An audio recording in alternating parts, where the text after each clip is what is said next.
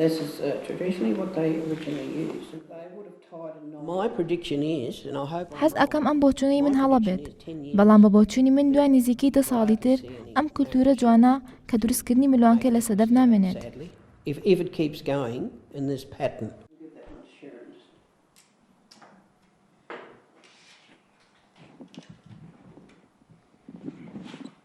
To think that would be totally. ئەبێ بیر لەو بکرێتە دروستکردنی ئەم جۆرە ملوانکانە وەکو کولتورێکی کۆنی دانیشتوانە ڕەسەنەکەی ئوسترالیا بهێڵدرێتەوە.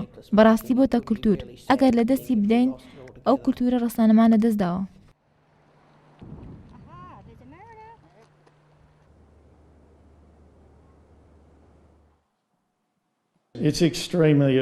بەداخەوە زۆربەی ئەو کەسانی کە لە دروستکردنی ملوانکەی سەدەفدا شارەزابوون کەسانی بەتەمەن بوون و گیانیان لەدەستداوە. ئێستاش کەمترین ژمارەی شارەزامان ماوە لەو بوارەدا.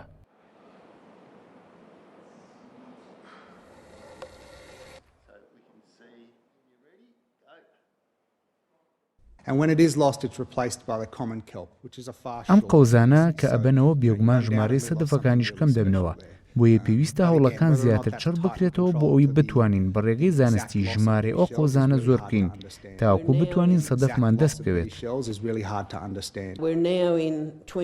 ئێستا لە ساڵی 2020 داین. ڕێگەیەکی زۆرمان بڕیوە. بە ئومێدم ژینگەی دروستبوونی سەدەفەکان بە تەواوەتی تێک نەچێت چونکە کولتورێکی زێڕینیشی لەگەڵدا تێک دەچێت.